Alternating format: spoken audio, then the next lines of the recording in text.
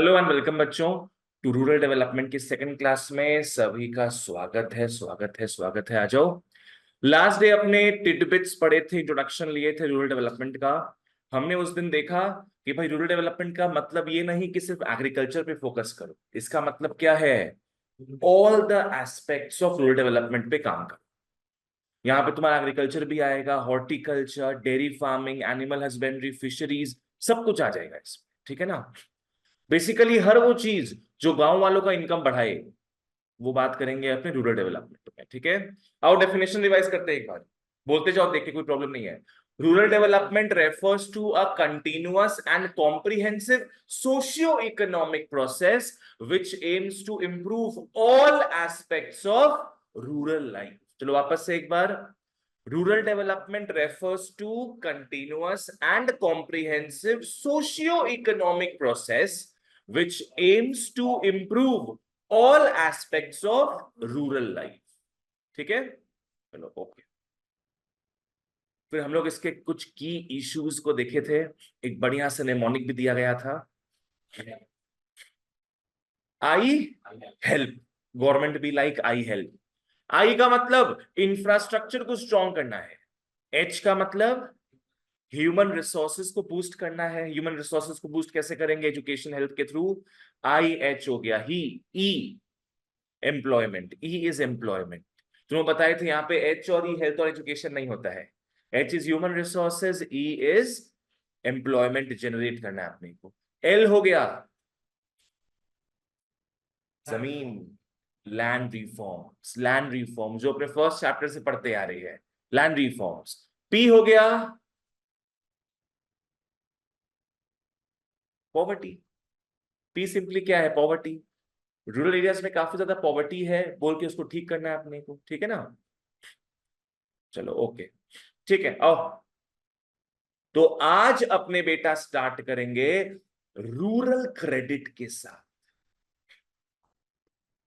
याद है इस चैप्टर में चार टॉपिक्स पढ़ने हैं हमें। एक है रूरल क्रेडिट, एक है एग्रीकल्चरल मार्केटिंग, एक हो गया diversification of activities, and last में अपने पढ़ेंगे ऑर्गेनिक फार्मिंग। ठीक है ना? चलो ओके। आज का हमारा टॉपिक रहेगा rural credit. What is credit? Loan. किसको लोन दिया जाए? फार्मर्स को। फार्मर्स को लोन दिया जाए क्योंकि फार्मर्स को लोन का काफी दरकार पड़ता है। क्यों दरकार पड़ता है पता है?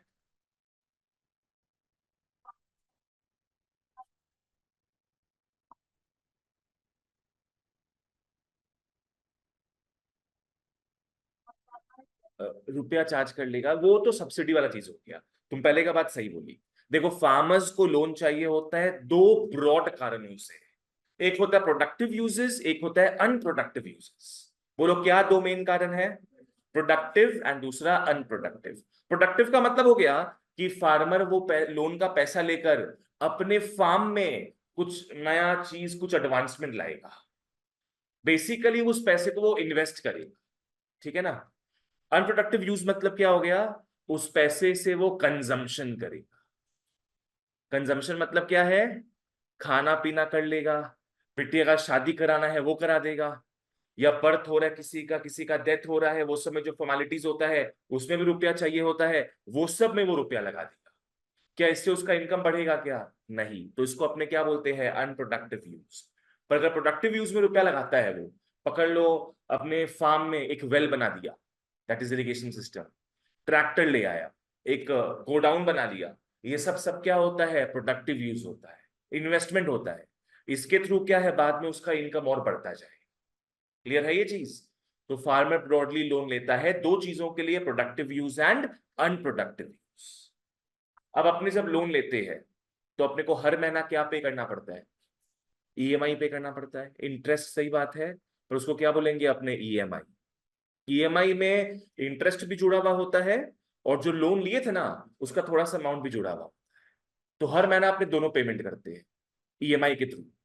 पर फार्मर्स के वो सुविधा नहीं है। जैसे अपने पकड़ लो जॉब वगैरह करेंगे तो अपने को सैलरी कब मिलता जाएगा? मंथली। मंथली बेसिस में मिलेगा। पर क्या फार्मर को इनकम मंथली बेसिस में मिलता है क्या? नहीं। फार्मर को पकड़ लो अगर 3-4 महीना लग रहा है क्रॉप्स ग्रो करके, सो करके, हार्वेस्ट करने में, तो उसका इनकम उसको मिलेगा 3-4 महीना बाद, है ना। 3-4 महीना तो उसको इनकम ही नहीं है, तो वो 3-4 महीना कहां से ईएमआई पे करेगा? वो तो अचानक से उसके पास लमसम रुपया आएगा 4-5 महीना बाद। तो फार्मर्स के लिए कुछ स्पेशल टाइप का लोन होना चाहिए, जिसका हम लोग जैसे जो लोन लेते हैं उससे अलग कंडीशंस हो उनके साथ। समझ में आ रहा है? आ जाओ। सबसे पहले अपने इंपॉर्टेंस का बात करेंगे, इंपॉर्टेंस ऑफ क्रेडिट। क्यों फार्मर्स को लोन चाहिए, क्या हो जाएगा उनको लोन लेकर? सबसे पहला चीज तो वो सुसाइड नहीं करेंगे अगर उनको लोन प्रॉपर्ली मिल जाए तो। पहले के जमाने में जब बैंक्स वगैरह लोन नहीं देता था फार्मर्स को, क्यों लोन नहीं देता होगा बैंक वाला? क्योंकि लोग रीपे नहीं कर पाते, they don't have repaying capacity. दूसरा, कोई कोलैटरल नहीं है उनके पास। बैंक वाला तो ही ना 1 करोड़ रुपए दे देगा इसी फार्मर को, सिक्योरिटी चाहिए होगा ना उसको, अपने बैंकिंग सेक्टर में पड़े थे। तो इनके पास वो सब कुछ नहीं होता है, तो क्या करे?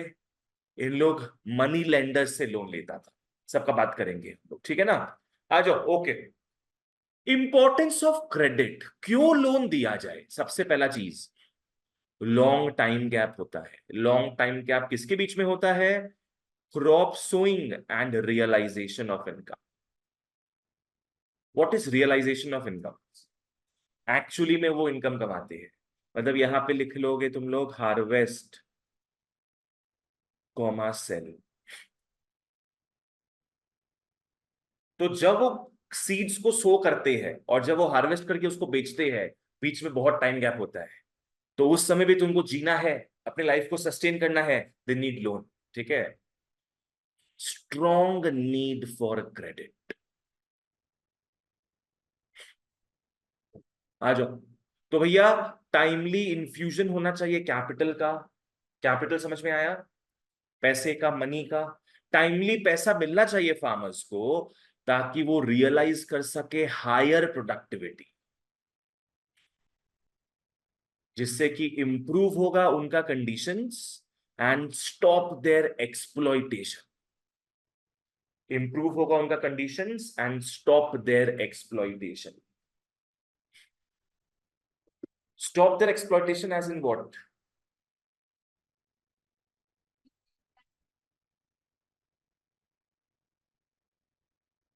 नहीं, वो फार्मर्स लोग एकदम टेंशन में आकर या तो अपना लैंड बेच देता कि थोड़ा सा लोन दीजिए हम लोग, एकदम पानी के दाम पे लैंड बेच देता, ठीक है ना, या फिर मनी लेंडर से बहुत ही हाई रेट्स ऑफ इंटरेस्ट में लोन लेता।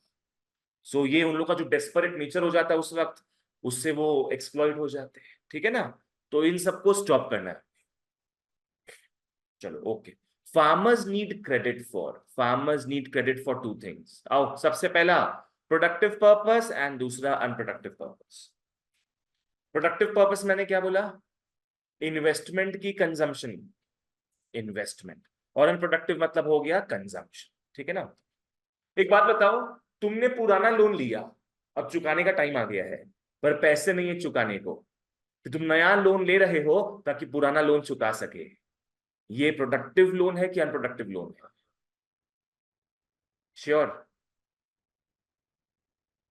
समझ में आया क्या बोले हम? पुराने लोन को चुकाने के लिए तुम नया लोन ले रहे, डेट में फंस जाएगा, पर वो जो लोन ले रहा है प्रोडक्टिव की अनप्रोडक्टिव? अनप्रोडक्टिव। बिल्कुल सही, अनप्रोडक्टिव। बिकॉज उस पैसा से वो पैसा नहीं बना पा रहा है ना, उस पैसा से वो बस अपना डेट क्लियर करते जा रहा है, पर उससे डेट बढ़ भी रहा है, उससे वो नया पैसा नहीं बना पाए। So it is unproductive again, ठीक है ना। ओके आओ, प्रोडक्टिव पर्पसेस जैसे क्या क्या हो गया? लोन्स टू बाई सीड्स, याद है आपने पढ़े थे ग्रीन रेवोल्यूशन में? HYV सीड्स, मिरेकल सीड्स, थोड़ा कॉस्टली आता है, उसको खरीदने के लिए चाहिए loan. Fertilisers, cattle, agricultural implements. Agricultural implements क्या होता है? Implements, equipments, yes.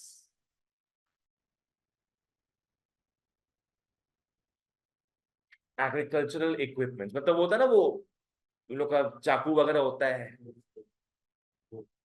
हो, एक्स वगैरह मतलब उस हिसाब से जो भी उन लोगों का चाकू वगैरह होता है बड़ा बड़ा, वो गोल गोल चाकू भी होता है, उसको सिकल बोलते हैं। चिजल करता है उन लोग, काटाकुटी करता है। ये सबको अपने क्या बोलेंगे, एग्रीकल्चरल इक्विपमेंट्स, ठीक है। लैंड भी खरीदना हो, अगर एक्सपैंड करना हो, लैंड खरीदना हो, उसके लिए लोन ले रहा है, प्रोडक्टिव पर्पस। परमानेंट इंप्रूवमेंट्स करना हो लैंड में, परमानेंट इंप्रूवमेंट्स मतलब घर नहीं, क्या इरिगेशन फैसिलिटीज हो गया, गोडाउन स्टोरेज एरिया वगैरह वगैरह, वेल्स वगैरह, जैसे वेल्स हो गया, या फेंस करना है लैंड को, ये सारा परमानेंट इंप्रूवमेंट्स है, ये हमेशा वहां पे रहेगा। फेंसिंग समझ में आ गया ना? अपने लैंड के बाउंड्री पे रेलिंग्स वगैरह लगा देना, ताकि कोई ट्रेसपासिंग नहीं हो सके। अनप्रोडक्टिव पर्पसेस जैसे वो लोन लेता है फॉर रिलीजियस सेरेमनीज, मैरिज के समय, अगर रुपया नहीं हो तो लोन ले रहे हैं। बर्थ के समय, पूरे गांव में लड्डू बांटना है, शाही दावत देना है, उसके लिए सडनली तुमको 30-40 हजार रुपया चाहिए। डेथ के समय भी काफी फॉर्मेलिटीज होता है। सेटलिंग ओल्ड डेट्स, तुम लोगों को जो बताए थे अभी, settling old debts. Next, crop failure के समय सपोर्टिंग देयर फैमिलीज। आज पकड़ लो, तुमने आज क्रॉप सो किया, सीड्स को सो किया, ये तुमको पता है कि 4 महीना बाद तुमको रुपया मिल जाएगा, पर सडनली बहुत फ्लड आ गया, your entire crop has failed, तब तो पैसा आएगा नहीं तुम्हारे पास। तो थोड़ा 2-3 महीना काटने के लिए तुमको क्या है, लोन चाहिए होगा, ताकि तुम्हारा घर चल जाए। ये चीज हो गया, सब अनप्रोडक्टिव चीजें हैं। आ जाओ, इसीलिए बहुत दरकार है, बहुत दरकार है कि proper banking system is crucial. दरकार है कि एक प्रॉपर बैंकिंग सिस्टम आए जो लोगों को लोन दे। लोगों को मतलब किसको, फार्मर्स को, ठीक है ना। यहां पे लोन सिर्फ एग्रीकल्चर के लिए बोला जा रहा है क्या? तो हाँ, नहीं नहीं, हाँ वो भी ठीक है, agriculture and also all other aspects, the allied activities, जैसे अपने पढ़े ना, फिशरीज, हॉर्टिकल्चर वगैरह वगैरह। Not only agriculture, each and every aspect of rural area, ठीक है ना। चलो अब अपने एक इंपॉर्टेंट पार्ट में आते हैं, सोर्सेस। सोर्सेस, बहुत पहले से ये जो फार्मर्स है लोन लेते थे किससे, मनी लेंडर्स। पहले तो बैंकिंग सिस्टम था नहीं कुछ, पर एग्रीकल्चर तो सदियों से चल रहा है, तो इन लोग लोन लेते थे मनी लेंडर्स। और मनी लेंडर्स क्या, बहुत ही गंदे लोग थे, हाई रेट्स ऑफ इंटरेस्ट, मतलब पूरा फार्मर्स को निचोड़ देता था इन लोग, एकदम हाई इंटरेस्ट ऑफ लोन दे देगा, ठीक है ना। तो पहला खराब सोर्स क्या था, मनी लेंडर्स। मैं बताऊंगा 4 ट्रेडिशनल सोर्सेस, 4 क्या, ट्रेडिशनल सोर्सेस जो बैंकिंग सिस्टम के पहले एग्जिस्ट करते थे। 4 ऐसे सोर्सेस जहां से गवर्नमेंट फार्मर्स पहले से लोन लेता था। पहला मैंने आप लोगों को क्या बताया, मनी लेंडर्स। दूसरा, रिलेटिव्स। रिलेटिव्स, वो सिर्फ बोर्ड्स का रिजल्ट निकलते ही फोन नहीं घुमाते, कभी कभार हेल्प भी कर देते हैं। जैसे कोरोना में क्या है, 2-3 महीना सबका बिजनेस, सबका जॉब्स बंद था, तो बहुत लोग क्या अपना घर चलाते थे, कैसे, रिलेटिव से पैसा लेकर, कि 2-3 महीना पैसा दे दीजिए, आपको हम रिटर्न कर देंगे। तो इसमें रिलेटिव्स के अच्छे काम भी आया। रिलेटिव्स से भी लोग लोन, फार्मर्स लोन लेते थे। Did they carry any interest? No interest, no interest. आज बोलो तुम लोग अपने मामा से, चाचा से, किसी से लोन लेगा 2-3 महीना के लिए कि मामा चाचा हेल्प कर दो मेरे को, तो वो क्या इंटरेस्ट लेंगे? नहीं। हाँ, ले लेंगे। थोड़ा बहुत अमाउंट वो अपने हिसाब से दे देंगे जो सरप्लस पड़ा उनके पास, पर उस पर इंटरेस्ट चार्ज नहीं करते। तो दूसरा सोर्स क्या हो गया, रिलेटिव्स। तीसरा, नहीं वो इसमें नहीं है। तीसरा क्या है, लैंडलॉर्ड्स। याद है ना जमींदारी सिस्टम, पहले लैंड का मालिक फार्मर खुद नहीं था, वो लैंडलॉर्ड के अंडर काम करता था। तो सबसे क्लोज उसके कौन है फाइनेंशियल मैटर्स में, उसका लैंडलॉर्ड। तो लैंडलॉर्ड से वो लोन लेता था कि आपसे हम लोन ले लेते हैं, आपको हम थोड़ा ज्यादा फसल दे देंगे इसमें, या ऐसे वैसे कुछ भी करके। तो लैंडलॉर्ड भी एक जरिया था लोन लेने का। तीन तरीका समझ में आ गया। एक और तरीका है ट्रेडर्स। ट्रेडर्स ट्रेडर्स मतलब हो गए मिडिल मैन, जो फार्मर्स को कंज्यूमर से मिलाता है उसको अपने क्या बोलेंगे, middle man, that is traders. Traders भी काफी घटिया लोग थे। ट्रेडर्स क्या है ना, तुमको लोन दे देंगे पर तुमको बोलेंगे कि तुमको सारा फसल उन्हीं को बेचना पड़ेगा, सारा या मैक्सिमम जो भी कंडीशन सेट हो रहा हो, पर जनरली सारा फसल उन्हीं को बेचना पड़ेगा इतने इतने रुपए में, तभी हम पैसा देंगे भैया। तुम सोचो। हाँ, अच्छा, तो मिडिल मैन वाला तो ये हो गया अपना नॉन इंस्टीट्यूशनल सोर्सेस। क्या बोला मैंने, non institutional sources, these are the traditional sources जो बैंकिंग सिस्टम के पहले एग्जिस्ट करता था। यहां मैंने चार नाम बताया, क्या क्या, money lenders, relatives, landlords and traders. ठीक है, चलो आ जाओ। ओके, नीचे फ्लो चार्ट बना है उसमें आते हैं अपने सोर्सेज। एक है नॉन इंस्टीट्यूशनल और एक है इंस्टीट्यूशनल। नॉन इंस्टीट्यूशनल मतलब ये है ट्रेडिशनल, ट्रेडिशनल सोर्सेज जो शुरू से चलते आ रहे हैं। और इंस्टीट्यूशनल सोर्सेज, एक काम करो, ट्रेडिशनल के ऊपर लिख लो अनऑर्गेनाइज्ड।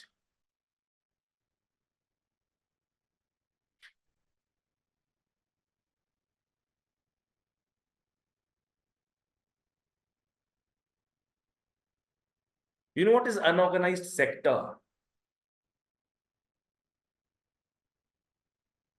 क्या पता है?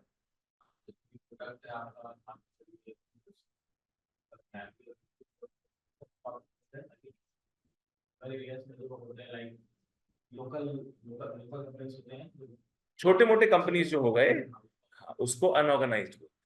छोटे मोटे companies are called unorganised. Unorganised का सिंपल मतलब है कि ये इनफॉर्मल है, इन लोग गवर्नमेंट के रूल्स को फॉलो नहीं करता है, they are not registered with the government. ठीक है ना, जैसे पकड़ लो, किसी ने अपना कोई ग्रोसरी का दुकान खोल लिया आसपास में, एक दो दो तीन स्टाफ है वहां पे, ठीक है ना, पर वो गवर्नमेंट से रजिस्टर्ड नहीं है, तो वो गवर्नमेंट के रूल्स को फॉलो नहीं करेगा।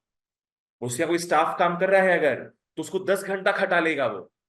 जबकि कोई अगर ऑर्गेनाइज्ड कंपनी है जो गवर्नमेंट से रजिस्टर्ड है, वहां पे रूल्स फॉलो करना पड़ता है, वहां पे तुम 10 घंटा ऐसे नहीं खटा सकते, नहीं तो तुमको एक्स्ट्रा ओवर टाइम पे करना पड़ेगा उनको, ठीक है ना।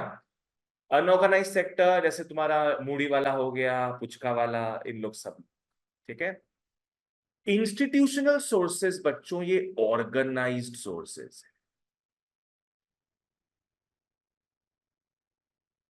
These are all registered with the government, ठीक है ना, तो गवर्नमेंट के नियम कानून को इनको फॉलो करना पड़ता है। तो आज अनऑर्गेनाइज सेक्टर, इन लोग कुछ भी छल कपट कर सकता है तुम्हारे साथ। इन लोग बोल देगा तुमको 50% इंटरेस्ट में देंगे हम, लेना है तो लो नहीं तो हटो। पर जो ऑर्गेनाइज सेक्टर है, इन लोग नहीं बोल सकता है कि हम तुमको 50% में लोन देंगे। They have to follow the norms that RBI has set. समझ में आया? अच्छा, इन लोग को, हाँ थोड़ा, आरबीआई नहीं रोक सकता इनको, गवर्नमेंट रोक सकता है। गवर्नमेंट कुछ कुछ रूल्स निकाल रहा है इन लोग के लिए। पर आज क्या है ना, आज देखो, गांव में घर घर में पकड़ लो मनी लेंडर बैठा होगा, और फार्मर को लोन चाहिए, बहुत जरूरी है लेना, तो वो चला जाएगा उस आदमी के पास। इन लोग, हाँ, कोलैटरल वगैरह सिक्योरिटी कुछ लेता नहीं है इन लोग। हाँ, कुछ फॉर्मेलिटी इन लोग फॉलो नहीं करता है। इन लोग जानता है तुमको, तुम्हारे गांव में कितना लोग है, 1000 लोग होता होगा, 500 लोग होता होगा, तो इन लोग जानता है सबको मोटा मोटी। हाँ, तो डेस्परेट होता है फार्मर्स जब, और इन लोग लोन देते नहीं है because of no collateral with them, तो इन लोग को जाना ही पड़ता है, इन सब के पास कोई उपाय नहीं है। ठीक है ना। इंस्टीट्यूशनल सोर्सेज बच्चों आया आफ्टर 1969। 1969 में ऐसा क्या हुआ था, 1969 में हुआ था नेशनलाइजेशन ऑफ बैंक्स।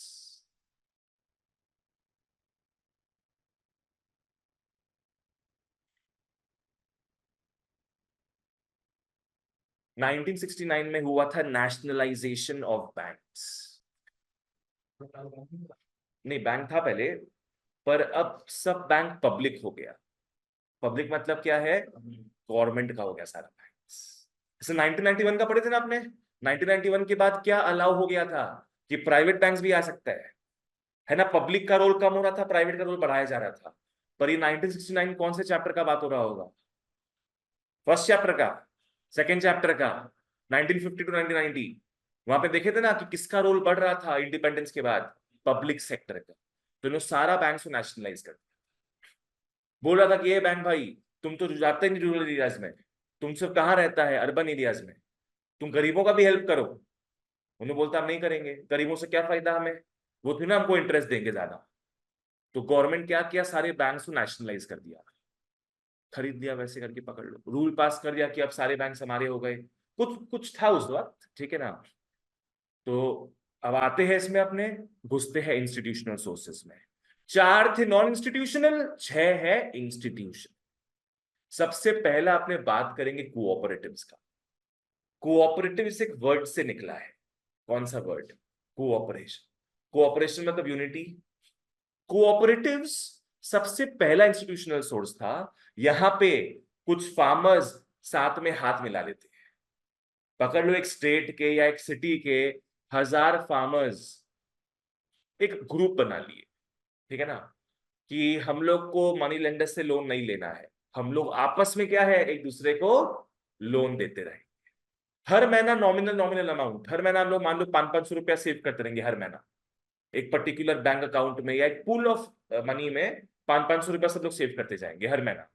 अब जिसको भी लोन चाहिए होगा वो इससे लोन ले सकता है, पर कौन लोन ले पाएगा, सिर्फ जो उसका मेंबर है, ठीक है ना, जो उसका मेंबर है। तो इनके बीच में कोऑपरेशन फॉर्म हो गया, इसको अपने क्या बोलते हैं, कोऑपरेटिव्स। इन लोग साथ में बिजनेस भी करता है और साथ में एक दूसरे को लोन भी देता है at very low rates of interest. Clear है। ऐसे पकड़ लो, हम एक एडीएनसी का कोऑपरेटिव खोल लिए, जहां सारे स्टूडेंट्स लोग को एडमिशन करवा दे उसमें, कि तुम लोग 100-100 रुपए हर महीना जमा करो, ठीक है, और बाद में लोन चाहिए किसी को तो ले लेना, कोई प्रॉब्लम नहीं है। उस हिसाब से हो गया चीज। अमूल का नाम सुना है, the taste of India. Amul is one of the largest cooperatives in India. Yes, Amul start हुआ था गुजरात में, आनंद बोल के गांव था, वहां पे स्टार्ट हुआ। वहां की सारी महिलाएं मिलकर क्या है, दूध का काम स्टार्ट किया, कोऑपरेटिव बनाई, ठीक है। और अब देखो, अब पूरा इंडिया में फेमस है कोऑपरेटिव्स। क्लियर है ये चीज। नेक्स्ट आओ, लैंड डेवलपमेंट बैंक्स। अब शायद प्राइवेट कंपनी बन गया, land development banks. What are these banks.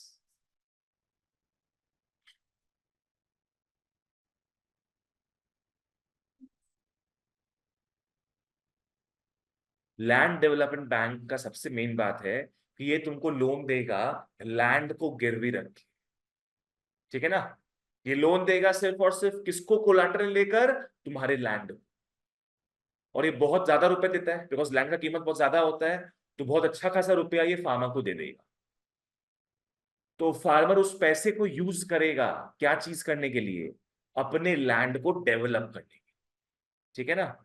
अगर वो ट्रैक्टर खरीद लिया या वेल डिग कर दिया या इरिगेशन सिस्टम लगा दिया, अनप्रोडक्टिव यूज के लिए नहीं करेगा यूज, प्रोडक्टिव पर्पस के लिए यूज करेगा, ठीक है ना। और ये सब लोन मिलता है फॉर लॉन्ग टर्म। पकड़ लो 15 साल हो गया, 20 साल हो गया, लंबा लंबा समय के लिए लोन दिया जाता है। ये बैंक कोलैटरल में क्या रखेगा, सिर्फ लैंड, सिर्फ लैंड को लेगा। क्लियर है। नेक्स्ट आता है कमर्शियल बैंक्स। इसके बारे में तो क्या कहने, ये अपने पढ़ चुके हैं बैंकिंग सिस्टम में ऑलरेडी। इनका सोल मोटिव क्या होता है, commercial banks refer to those financial institutions that accepts deposits from the public and grants loans to the households, firms and government with the aim of earning profit, है ना। तो commercial banks का motive क्या होता है? Profit earn करना। तो इन लोग ताबड़तोड़ प्रॉफिट कमाएंगे, किससे? फार्मर्स से। पर ठीक है, मनी लेंडर से काफी बेटर है ये चीज, है ना? मनी लेंडर से काफी बेटर है। मनी लेंडर 40% मांगेगा तो ये 15% मांगेगा। इन लोग लोन देता है small to medium term.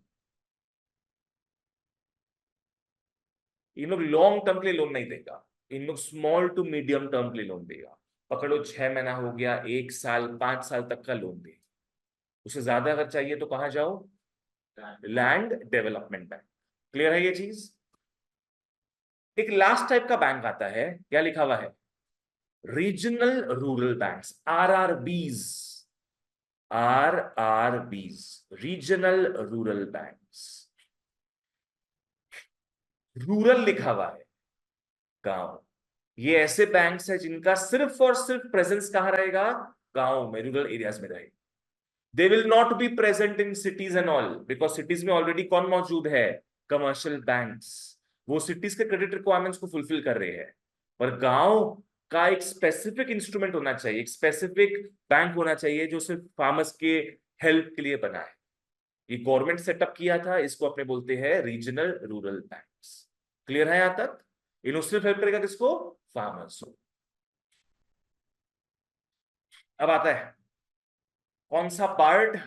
NABARD. इन सबको बर्बाद होने से बचाता है कौन? नबार्ड। बर्बाद? No, we have NABARD. NABARD is the apex bank of rural credit. NABARD is the apex bank of rural credit. Apex bank मतलब सुप्रीम। जैसे अपने किस में पढ़े थे ये? सेंट्रल बैंक को पढ़े थे, RBI central bank cords. Cords क्या था? कॉर्ड्स का मतलब क्या था? Controls, operates, regulates the entire banking system. तो NABARD does not talk about an entire banking system. NABARD talks about rural credit. ये बापूजी है रूरल क्रेडिट वाले बैंक्स का, ठीक है ना?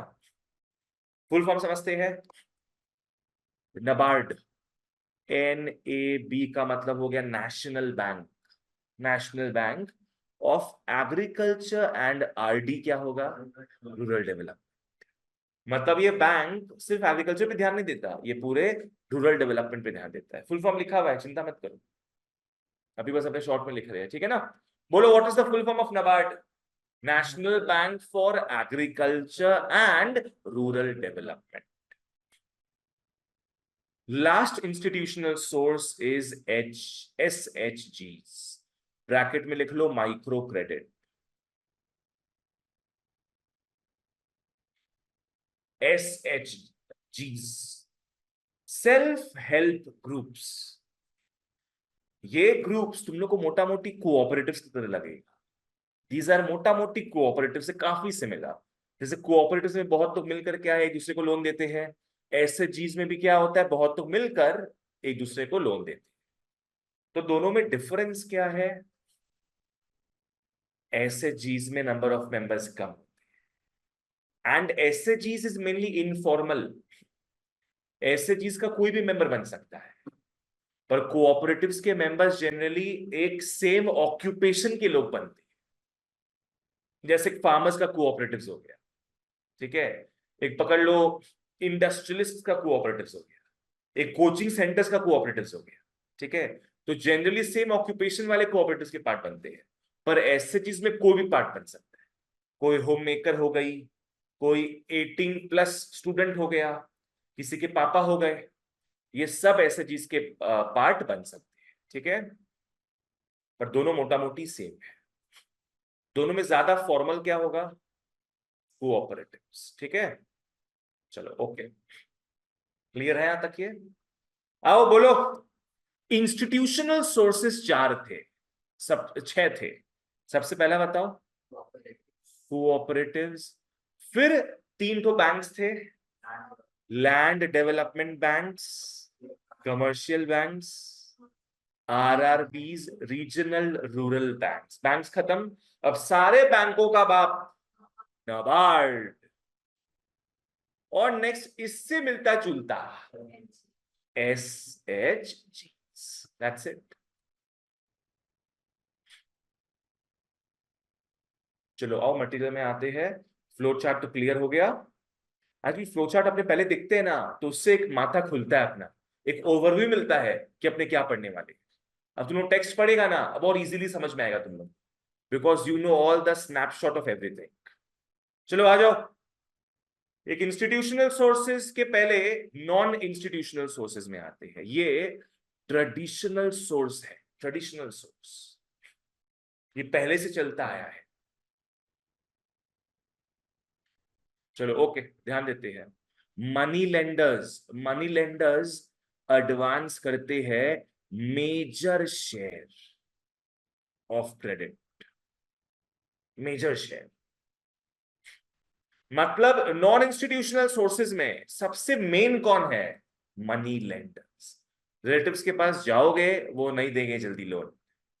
ट्रेडर्स, लैंडलॉर्ड भी बहुत जल्दी लोन नहीं देते हैं, देते हैं तो बहुत गंदा कंडीशंस रखते हैं तुम्हारे साथ। मनी लेंडर्स जनरली तुमको लोन दे देगा, वो इंटरेस्ट ज्यादा चार्ज करेगा पर वो इजीली तुमको लोन दे दे। इनका काम ही लोन देने का ना। आ जाओ। ये प्राइम प्लेस ऑक्यूपाई करते हैं। What is prime place? First position hold करते हैं among all the non institutional sources. पर प्रॉब्लम क्या है? इनके साथ दो प्रॉब्लम्स है, मेन दो प्रॉब्लम्स है। ये एक्सप्लॉइट करते हैं पेजेंट्स को। कैसे? आओ देखते हैं। exorbitant rates of interest. You know what is exorbitant rates of interest? Extraordinary, huge rates of interest. Next, accounts are manipulated. Farmers लोग तो अंगूठा छाप होता है, पढ़ा लिखा नहीं होता उन लोग से अंगूठा लगवा देते हैं। अब कुछ भी लिखा हुआ होता है उसमें, फार्मर पढ़ नहीं पाता, अकाउंट्स को मैनिपुलेट करते जाते हैं। हाँ, जमीन अपने नाम भी कर लेते हैं, पकड़ लो। ऐसा बहुत होता था पहले, ठीक है ना। आज पकड़ लो, फार्मर अगर लोन रिटर्न करने जा रहा है, रीपे करने जा रहा है लोन, तो बोलते हैं तो तुम्हारा पुराना महीना का था, इस महीना का दो, रिसिप्ट दिखाओ नहीं तो कहाँ है। बहुत छल कपट करते थे, ठीक है ना।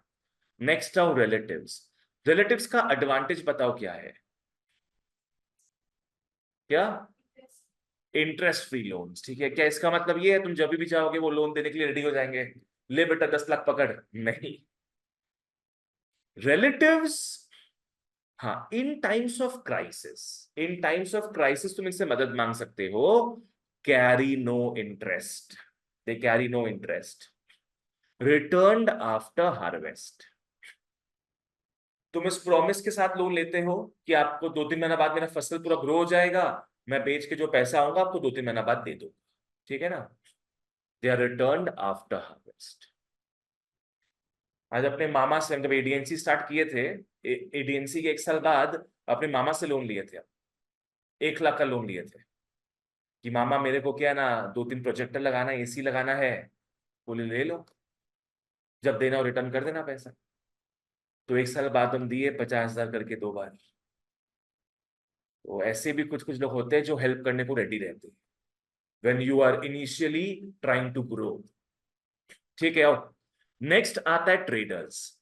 ट्रेडर्स से भी तुम लोन ले सकते हो, पर इनका कंडीशन थोड़ा अलग होता है। क्या कंडीशन होता है इनका?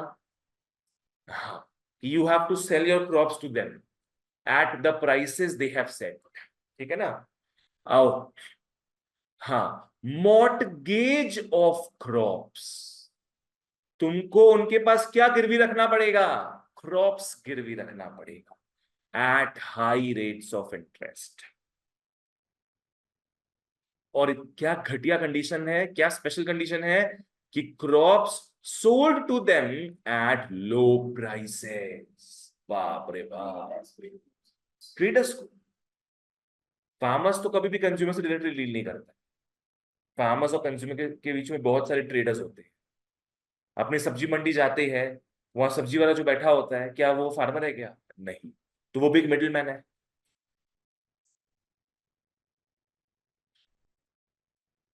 ना ना, ऐसा कुछ नहीं। खुद ही कंज्यूमर को बेचोगे लो प्राइसेस में तो ट्रेडर्स का क्या फायदा होगा उसमें? वो खरीदेंगे लो प्राइसेस में फार्मर्स से, और कंज्यूमर्स को बेचेंगे हाई प्राइसेस। दोनों तरफ से दबा दे रहे हैं पूरा, स्विगी की तरह। स्विगी इतना थर्ड क्लास है ना, मेरे को तो मतलब मारे पकड़ के उन लोग। स्विगी जोमेटो भी दोनों ही वर्स्ट है, हम तो बोलते हैं। स्विगी जोमेटो दोनों घटिया है, एकदम घटिया लोग हैं। लूटपाट में आते हैं लोग, सीधे लूटपाट में। डिलीवरी फी तो मतलब कुछ है ही नहीं, पकड़ लो। डिलीवरी डिलीवरी फी के अलावा इन लोग इतना रुपया चार्ज करता है। प्लेटफॉर्म फी लेता है, रेस्टोरेंट पैकेजिंग, हैंडलिंग, सर्च फी। मतलब आई एम थिंकिंग गवर्नमेंट क्यों इस सब पे एक्शन नहीं लेता है? अरे भाई, तुम भयंकर कमा रहे हो ऑलरेडी। तुम उससे कमा रहे हो, किससे? रेस्टोरेंट वालों से। 30 से 35% कमाता है रेस्टोरेंट से। 100 रुपया का तुम सामान खरीद रहे हो, तो 65 रुपीज रेस्टोरेंट को देगा, 35 खुद रख लेगा। कितना पैसा कमा रहा है सोचो। हाँ। अरे हम क्या करते हैं ना, नॉर्मली कभी कुछ बाहर खाने जाते हैं हम, ट्यूशन के क्लास के बाद कुछ मन करता है जंक फूड खाने का, तो वहां जाते हैं हम, देख, और स्विगी में भी देखते हैं कि हाँ, कि डिस्काउंट आएगा स्विगी में। कभी कभी डिस्काउंट अच्छा आता है उसमें, तो कम प्राइस में मिल जाता है, तो कंपेयर करते हैं हम। अगर कम प्राइस में मिला तो हम स्विगी से कर लेते सीधे। स्विगी वाला आता है रेस्टोरेंट में, हम बोलते हैं भैया हम ही है, अब जाओ छोड़ दो। ऐसे होता है। पर अगर नहीं होता है तो सामने सामने खरीद लेते हैं हम, अगर स्विगी में कम नहीं रखता रुपया तो। फिर हम देखते हैं स्विगी में 5 से 25 30 रुपया मांग रहे रेस्टोरेंट पैकेजिंग। अरे भाई, रोल मंगा रहे, रोल में क्या पैकेजिंग होगा?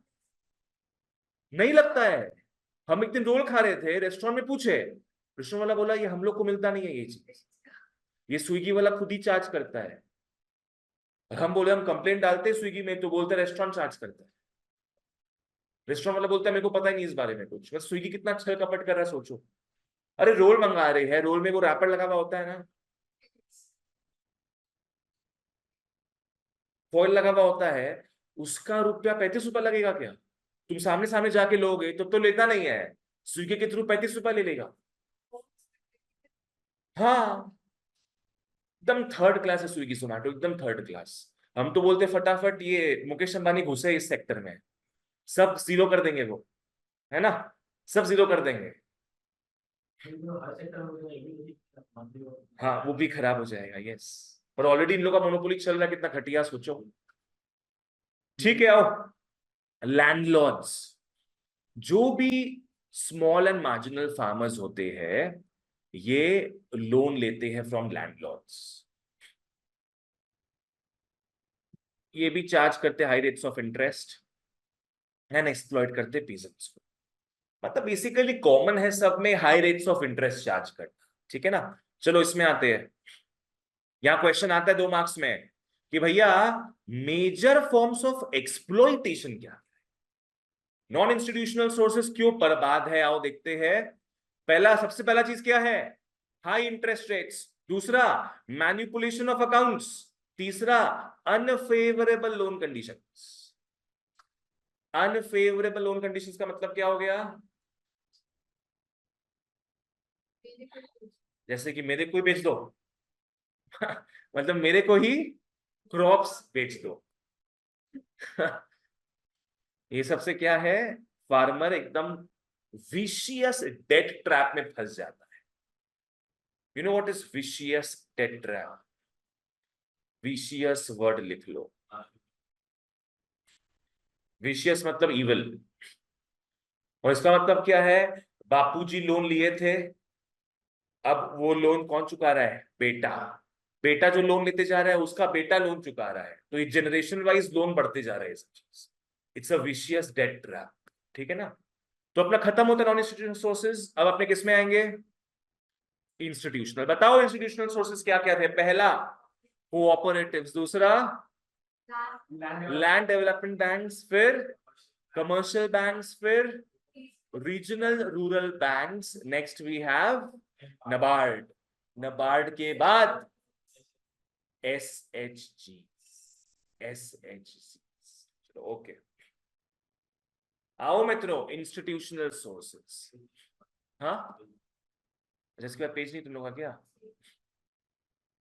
ठीक है, इसको फॉलो करना एक बार तुम लोग, ठीक है ना, इसको फॉलो करना। 1969 में हुआ था नेशनलाइजेशन ऑफ बैंक्स, ये मैंने आप लोग को बता दिया ऑलरेडी। ये जरूरी भी था, बिकॉज गवर्नमेंट देखा कि फार्मर्स काफी ज्यादा सुसाइड कर रहे हैं, because they are at the mercy of non institutional sources, जो कि high rates of interest charge करता है। तो गवर्नमेंट बोला इट्स हाई टाइम नाउ, अब हम लोग को कुछ करना पड़ेगा फार्मर्स को बचाने के लिए। तो उन्होंने इंस्टीट्यूशनल सोर्सेज स्टार्ट किया। इंडिया ने अडॉप्ट किया इंस्टीट्यूशनल क्रेडिट अप्रोच, ताकि स्प्रेड हो पाए कवरेज ऑफ क्रेडिट।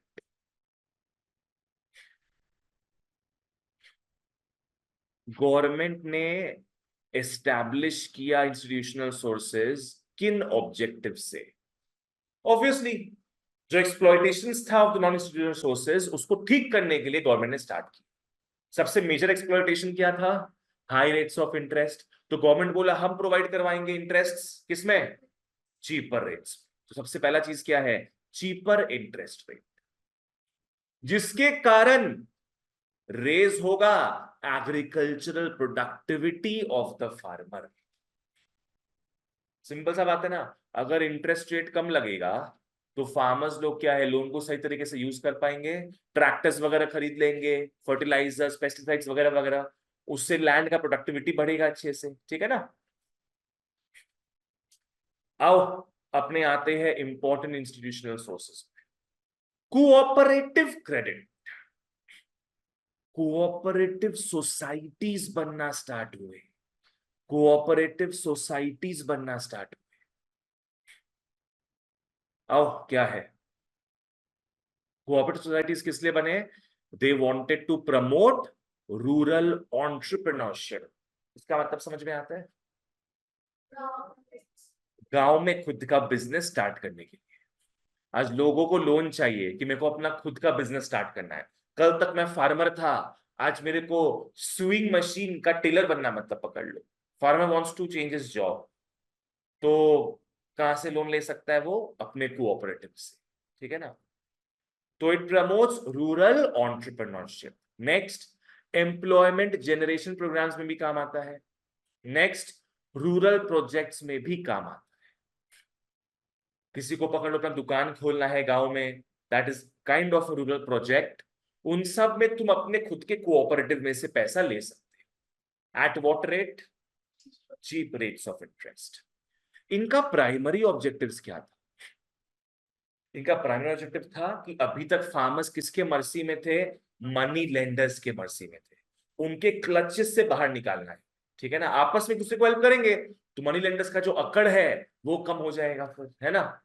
तो इनका मेन प्राइमरी ऑब्जेक्टिव था to liberate Indian farmers from the clutches of money lenders. याद रखो, कोऑपरेटिव्स फॉर्म हुआ था बिफोर बैंक्स।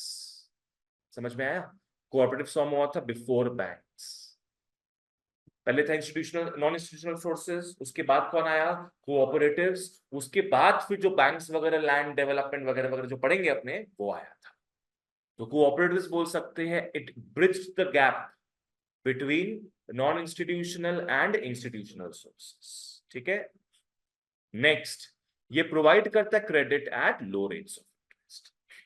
चलो ओके, नेक्स्ट आओ, लैंड डेवलपमेंट बैंक्स। यहां लोन दिया जाता है कब के लिए? लॉन्ग टर्म के लिए। क्या? मॉर्टगेज रखवा के लैंड। आ जाओ, ये प्रोवाइड करता है long term loans at low rates of interest at the mortgage of lands. अब देखो, मैंने आप लोग को ऑलरेडी बता दिया उस ओवरव्यू में, तो ढंग से और समझ में आ रहा है ना? आ जाओ। हाँ, यहां पे जो लोन मिलता है ना, वो अनप्रोडक्टिव यूज, वो अनप्रोडक्टिव यूज में नहीं लगाता है फंड, ठीक है ना। अनप्रोडक्टिव यूज में नहीं लगाता है, क्योंकि यहाँ पे लोन कम मिलता है कि ज्यादा? ज्यादा मिलता है। आज लैंड गिरवी रखवाओगे तो बहुत ज्यादा लोन मिलेगा तुमको, तो तुम उसको जिस काम के लिए लोन चाहिए था उसी में लगाओगे।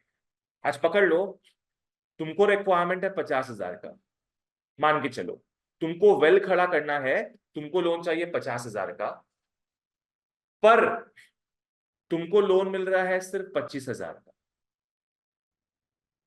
क्या इससे तुम वेल बना पाओगे? नहीं। तुमको लोन तो मिल गया 25,000 और तुम वेल भी नहीं बना पा रहे हो, तो तुम बताओ तो क्या करोगे इसके साथ? अनप्रोडक्टिव यूज में तुम लगा दो। तुम हो सकता है कोई बड़ा पार्टी कर लो फार्मर्स के साथ मिलके कोई बड़ा पार्टी कर लो, कुछ भी कर सकते हो, पर ये काम आ जाएगा किसमें? अनप्रोडक्टिव यूज में। इससे याद आया एक चीज, बाप रे बाप, कैसा कैसा लोग होता है गांव में। एक माँ मंदिर के बाहर बैठ बैठ के फूल माला बेचती थी, अभी 2 दिन पहले का न्यूज है। उसका बेटा अपनी माँ को हैरेस कर रहा था मेंटली, 3 दिन से हैरेस कर रहा था, खाना नहीं खा रहा था। तुम लोग की उम्र का ही होगा, खाना नहीं खा रहा था, बोलता मेरे को आईफोन दिलाओ, आईफोन दिलाओ मेरे को। सोचो,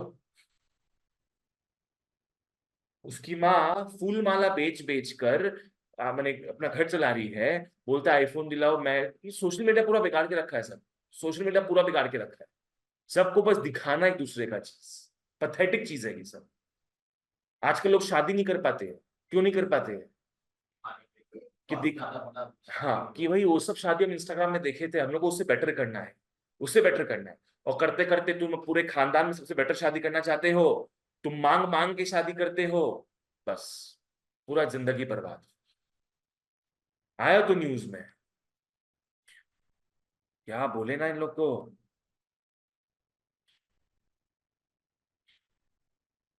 आईफोन बाई, क्या लिखे?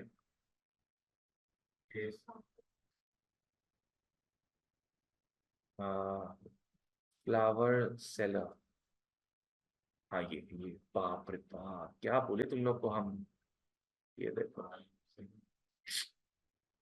ये देखो, माँ को देखो, तो माँ को झुकना पड़ा, बेटा ब्लैकमेल कर रहा था बेटा इतना।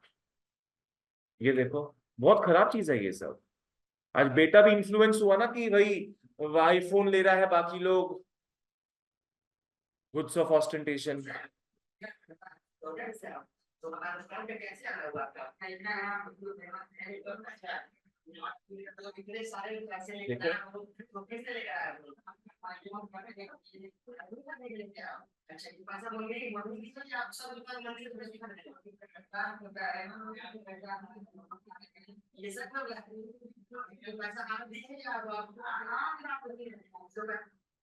तेरी परवाह करता हूँ मैं, माँ कहाँ से चल रहा है? इसी में चल रहा है क्या?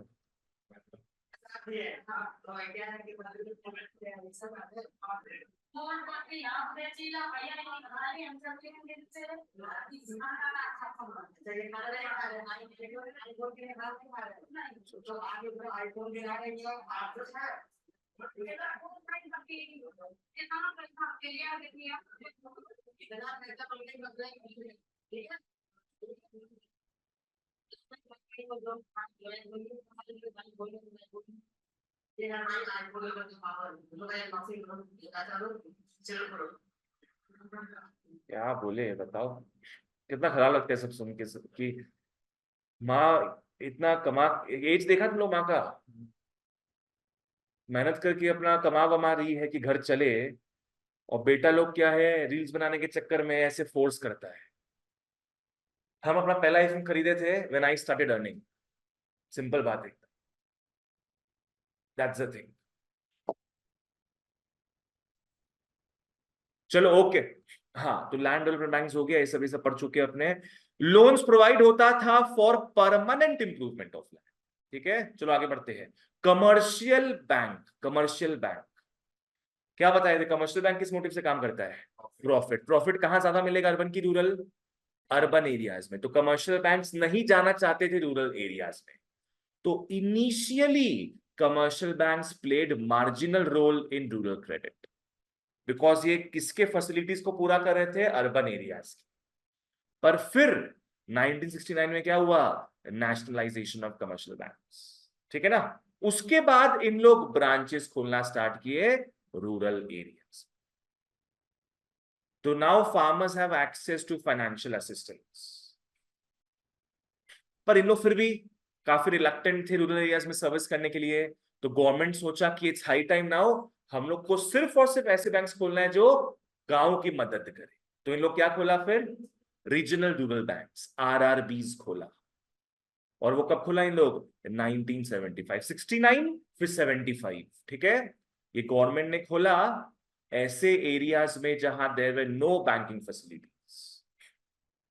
मेन ऑब्जेक्टिव क्या था कि प्रोवाइड करो credit to small and marginal farmers. Next आओ, सबके बापूजी नबार्ड का full form national bank, national bank for agriculture, national bank for agriculture and rural development. ये एपेक्स बैंक है। ये एपेक्स बैंक क्रेडिट का नहीं है।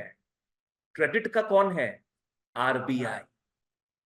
ये शहंशाह है किसका, रूरल क्रेडिट का। और ये सेटअप हुआ था 1982।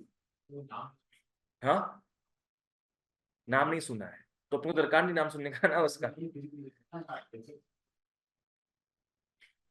तो 1969 फिर 1975 फिर 1982। इसका मेन काम क्या है, ये जो बाकी एजेंसीज है ना, जो बाकी अपने 4-5 नाम पढ़े, ये उसके फंक्शनिंग को स्मूथ बनाता है, उसके फंक्शनिंग को देखता है कहीं कुछ डेफिशिएंसी तो नहीं है, ये कोऑर्डिनेट करता है उन सबके फंक्शनिंग। नेक्स्ट, इसका ऑब्जेक्टिव क्या है, इसका ऑब्जेक्टिव है to to strengthen the rural credit institutions. सबको स्ट्रांग बनाए। किसको स्ट्रांग बनाए, जैसे जो मैंने बाकी नाम लिया था, कोऑपरेटिव्स, कमर्शियल बैंक्स, आरआरबीज, इन लोग को स्ट्रांग बनाए, इन लोग को मोटिवेट करे कि तुम फार्मिंग एरियाज में, रूरल एरियाज में लोन वगैरह दो, रूल्स सेटअप करे, ठीक है ना। हाँ, नेक्स्ट देखो, नबार्ड इनडायरेक्टली और डायरेक्टली भी लोन प्रोवाइड करता है। समझना इस चीज को, आरबीआई डायरेक्टली लोन देता है हम लोग को क्या, RBI is not public facing. RBI किसको लोन देता है, कमर्शियल बैंक्स को, कि तू लोन दे पब्लिक को, मैं तेरे को लोन दूंगा। पर नबार्ड इनडायरेक्टली भी हेल्प करता है और डायरेक्टली भी हेल्प करता है। डायरेक्टली हेल्प करता है मतलब खुद से भी लोन देता है फार्मर्स को, और इनडायरेक्टली मतलब कि कमर्शियल बैंक्स हो गया, आरआरबीज हो गया, उसके थ्रू भी लोन दिलवाता है, ठीक है ना। आयुष क्लियर है। तो it also provides financial assistance, किसको, नॉन फार्म सेक्टर को भी। नॉन फार्म सेक्टर मतलब हॉर्टिकल्चर, डेयरी फार्मिंग, ठीक है। आ जाओ, लास्ट अपने पढ़ते हैं सेल्फ हेल्प ग्रुप्स का दूसरा नाम है माइक्रो क्रेडिट। ये एक मेजर माइक्रो फाइनेंस प्रोग्राम है जो रिसेंट ईयर्स में डेवलप हुआ है। तो ये भी डिफरेंस है बिटवीन कोऑपरेटिव्स एंड एसएचजीज। कोऑपरेटिव्स बहुत पहले का चीज है और एसएचजीज फेयरली न्यू, एसएचजीज फेयरली न्यू है, ठीक है ना। आ जाओ, एसएचजीज क्यों फॉर्म हुआ, because of inadequacy of formal credit mechanism. What is inadequacy, not sufficient, deficiency of formal credit mechanism. मतलब अभी देखो, जितना ही इंस्टीट्यूशनल सोर्सेज आ जाए, सबको क्या मांगता है, कोलैटरल। इंस्टीट्यूशनल में सबको मांगता है कोलैटरल। अब जिनके पास मान लो कोलैटरल नहीं है, तो वो आपस में क्या कर सकते हैं, एसएचजी फॉर्म कर सकते हैं, ठीक है ना। So it does away with the inadequacy of formal credit mechanism. आज सारे फार्मर्स का तो खुद का लैंड भी नहीं होता है। अगर खुद का लैंड होता तो वो उसको गिरवी रखा सकता, पर खुद का लैंड नहीं है तो वो कभी लोन ही नहीं ले पाएगा, इसका मतलब है। तो उनके लिए एसएचजी है, ठीक है ना। हाँ, बोला है कि vast proportion could not avail credit facilities. Why? Because inability to provide collateral. जो मैंने बताया ना अभी, बहुतों के पास कोलैटरल नहीं होता तो वो क्या प्रोवाइड करेंगे, तो उनके लिए आता है एसएचजीज। एसएचजीज का एक अच्छा क्वेश्चन मैं बता रहा हूं, explain the role of micro credit in the credit requirements of the poor. Micro credit समझ जाना, एसएचजीज, ठीक है। क्या है, फॉलो करना। इनका फोकस है ऐसे रूरल पुअर का ध्यान रखना जिनके पास no access to the formal banking system. ये समझ में आया? जो बैंक के पास जाकर लोन नहीं ले सकते because they do not have any collateral, and जाएंगे मनी लेंडर के पास तो और खराब हालत हो जाएगा। तो बेटर है उनके लिए एसएचजी बन जाए। इनके टारगेट ग्रुप्स कौन हो गए? Small and marginal farmers, labourers, artisans etcetera, हर छोटे मोटे गांव के लोग। नेक्स्ट, ग्रुप के बाहर भी लोन देता है। एसएचजीज promote thrift, thrift in small proportion. Thrift का मतलब होता है पैसा बचाना। या तो तुम हो सकते हो एक्स्ट्रावेगेंट, या तुम हो सकते हो थ्रिफ्टी। एक्स्ट्रावेगेंट मतलब बिना सोचे समझे खर्चा करना, और थ्रिफ्ट मतलब सोच समझ के खर्चा करना। तो एसएचजी क्या प्रमोट करता है अपने मेंबर्स के बीच कि आप लोग जो भी कमा रहे हो हर महीना थोड़ा थोड़ा सा रुपया जमा करो, यहाँ पे थोड़ा थोड़ा रुपया जमा करो, minimum contribution from each member. ये जो पूल्ड मनी है, पूल्ड मनी समझ में आया?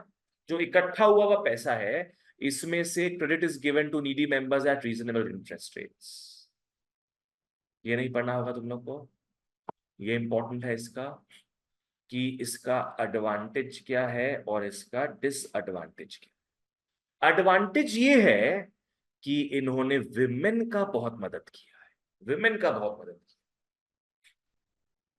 विमेन मान लो आपस में कोऑपरेटिव्स फॉर्म नहीं कर सकती है, तो विमेन आपस में क्या फॉर्म कर सकती है? सेल्फ हेल्प ग्रुप्स, ठीक है, अपने रिक्वायरमेंट्स के लिए। कि विमेन लोग पकड़ लो ज्यादातर सुइंग मशीन चला रही है अगर, या बैंगल मेकिंग कर रही है, कुछ भी गांव का काम कर रही है, उनको भी पैसा चाहिए, ठीक है ना? तो उन लोग एसएचजी फॉर्म कर लेती है। तो इससे विमेन एम्पावरमेंट गांव में काफी बढ़ता है, ठीक है। हाँ, उसका भी होता है ये सब चीज। इन लोग ज्यादातर एंगेज होती है किसमें? टेलरिंग, निटिंग, पापड़ मेकिंग वगैरह वगैरह में, ठीक है ना, उसमें काफी ज्यादा इन लोग इन्वॉल्व होती है। नेक्स्ट, पर प्रॉब्लम क्या है? एसएचजीज में रुपया थोड़ा कम है, रुपया थोड़ा कम रहता है, ठीक है ना। तो वो रुपया जो लोन में लेते हैं लोग, वो अनप्रोडक्टिव यूज में काम आ जाता है। पकड़ लो तुम ले रहे हो 5,000 रुपया लोन में, 5,000 रुपीज लोन में ले रहे हो, तो इससे तुम क्या कर पाओगे? कुछ उल्टा फुल्टा काम ही कर पाओगे, है ना। प्रोडक्टिव यूज नहीं कर पाओगे इससे। ये जो बोरोइंग्स है, ये कंजम्पशन पर्पसेस के लिए लिया जाता है। So this is basically unproductive.